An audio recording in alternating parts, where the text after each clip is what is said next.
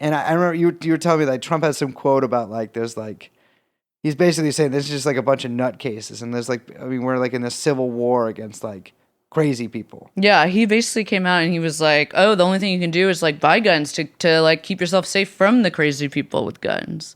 Yeah, which is just like wild to sort of like extrapolate that out and be like, so like you're supposed to buy a gun because like there's just like a like guerrilla war of like nuts out there. I mean, it's like a totally insane solution, but like I do think like obviously I'm pretty sure that a lot of people who commit mass shootings are fucking nuts, right? I mean, you're nuts no matter what if you do this kind of stuff, but like who are maybe like you could actually classify them as a certain kind of nuts.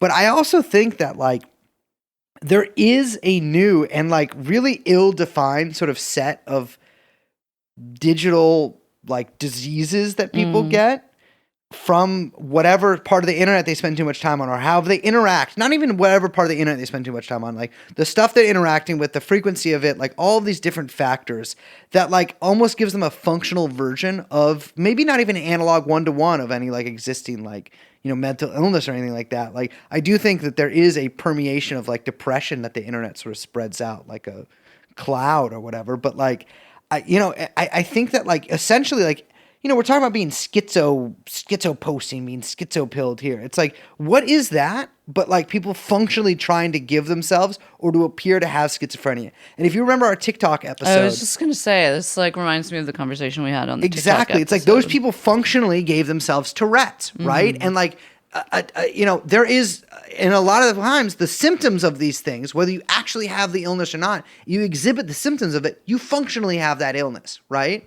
And it's like, I am sort of just like, in a way, schizoposting or all this shit. And then like, again, that is like shorthand for like a way a lot of people interact. People don't even know that word, interact with each other on the internet or like put out on the internet. It's like, I think it's like, it's crazy that people now are basically just like, yeah, I'm fucking nuts. Like even if they aren't, and I think it's making a lot of people insane. But beyond that, I think just even the normal way that a lot of, especially young people, interact with the internet fucking makes you insane, And it's like, there's not a word for what it is. Like we talked about how like, oh, he's been radicalized or whatever, but it's like, that's not the word. Like there's a new thing that's happening that like, both of us, I know, spend a lot of mental energy trying to get our heads around. It's a new thing that's happening that is like greatly affecting the way that people interact with the world and like how they act and how society is structured and how people are just like in their souls and in their beings that is like almost unnamed.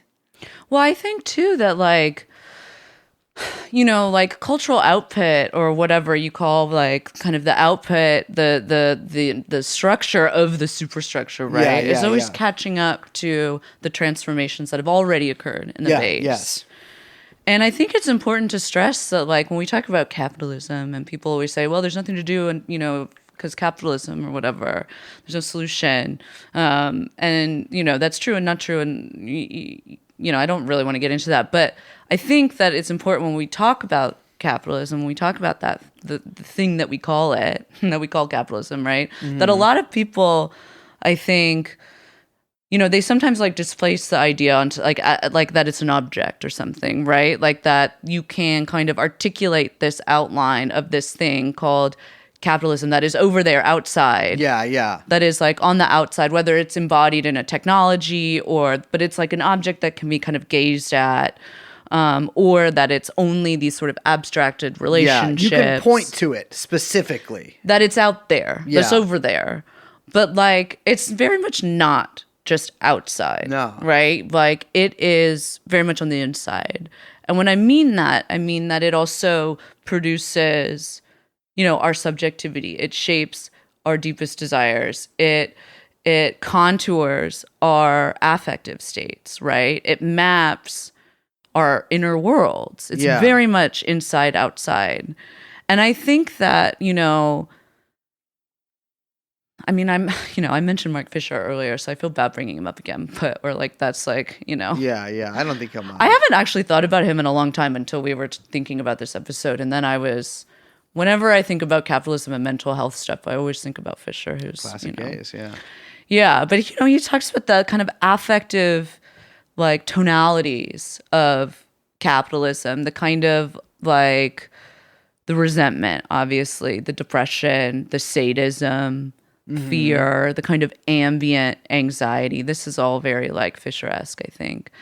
And in kind of getting ready for this conversation, I was reading this Substack it wasn't like, maybe it was pro schizoposting. I don't know. It was like tempting to kind of like define it as something.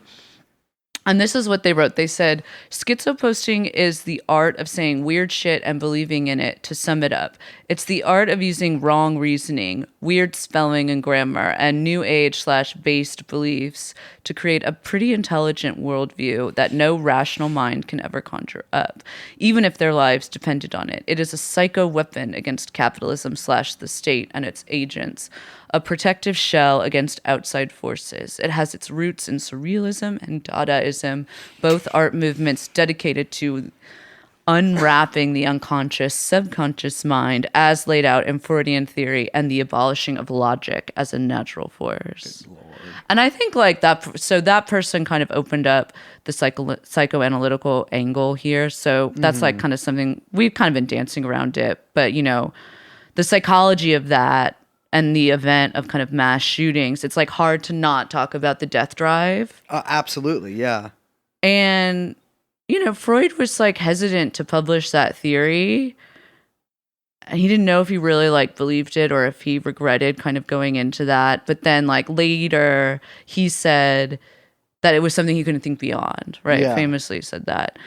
And I think that a way to think about the death drive when we think about with capitalism is that it's not, capitalism is like productive, and the death drive is like a productive destruction in the sense that like cancer produces something. Right. It grows, but it grows like a cancer, like it metastasizes and it like destroys. And I think, like we were talking about, like we keep trying to like name this thing that we're seeing, this vibe. Like it's all about vibes these days, right? Of course, yeah. And it's this kind of like hyperpsychosis to me, like this sort of like mental distress and like mental suffering and breakdown that is like digitally produced, or not produced, but like a response to this sort of like digital era.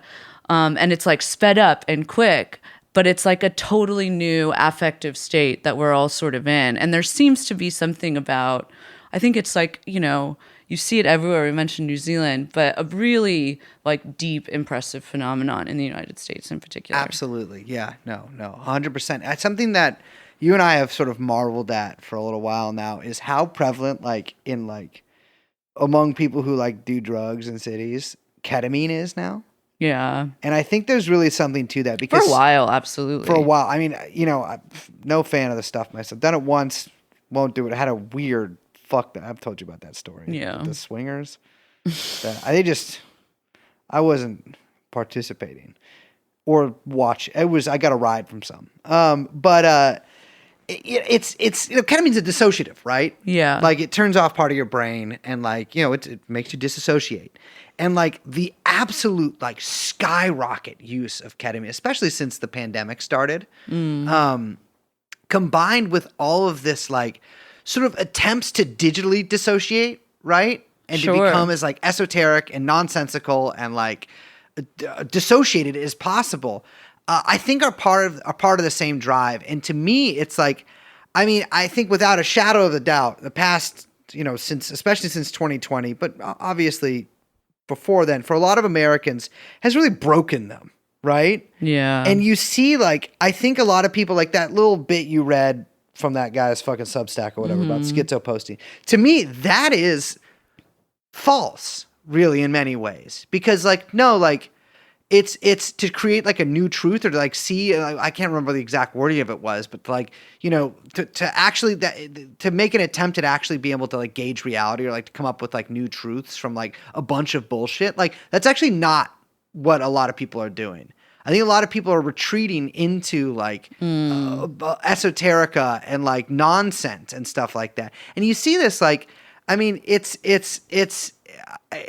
kind of drives me crazy, right? Like, why would you want to mimic being schizophrenic, right? Yeah, I always like we were talking about this yesterday. I said it was like a weird Gnosticism that Yeah. like there's this like haptic, Gnostic, charismatic, like in the Christian sense, kind of like they're speaking in a tongue, Yeah. right?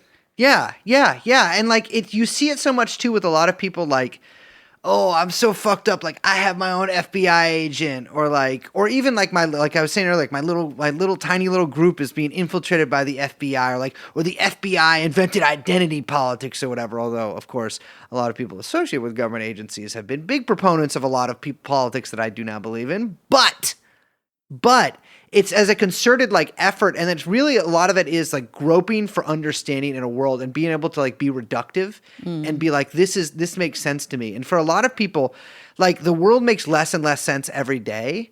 And so it's like, and again, like it's all of it, I think is part of the same drive, is to almost disassociate and like to be like, I'm crazy. Like I'll meet the world head on. And like I think legitimately by a lot of people's definitions, I think a lot of people will call me crazy. I think I'm very much not so. Yeah, I don't think you are. And I think a lot of people, like even some of our listeners, I'm not saying like making a general statement or anything, like think that like, to understand like how like the sort of hidden ways the world works, you need to become like schizo. But it's like, I think the actual thing is like, what you should be searching for is like the actual truth of the matter and the truth of the world. And I think a lot of people like Crimo, I think, and so many people like the QAnon people think that they're like busting through the matrix, right? That they're awake, that they're seeing through the matrix. What they're actually doing is going further into the machine, encasing themselves in circuitry, right? And like just living fully in like this like new sort of realm. And it's like, it's this sort of, it's almost like MK Ultraing yourself, which is so fucking crazy. Like you do it to yourself, you make yourself crazy. And it's I guess understandable in some ways, right? This is a tough world to deal with. I don't always deal with it very good. I mean, I've famously dealt with it very poorly at times in my past. But like it's so strange because it's like people talk about like, oh, the CIA is out to get me. It's like, brother, you have neutralized yourself. Right? Like you are doing this to yourself. I mean, maybe I'm not saying that the CIA is not out, the FBI is not out there. That's not what I'm talking about at all. Like, it's just like people, it's almost like it's this self-reinforcing thing. And it's like giving yourself, you're functionally are being surveilled by the CIA. You functionally are being targeted by your FBI agent like Crimo was. You know what I mean? Like if it doesn't have to be real, if you're living it like it is. And I think that like this permeability now between reality and unreality that like a lot of the times I think a lot like, and maybe sometimes in the past people would be afraid of or not want to get in, but it reminds me a lot of the 60s where people just like, they were just, I mean, a lot of times they were flung through that thin membrane by the government. Now people are just flinging themselves in, and I'm sure, of course, some by the government too, but like, it's crazy, like not being able to discern reality from unreality is one of the most awful things that a human being can experience. And it is something that I think that heavy usage or like usage in a certain way that a lot of people do it of the internet.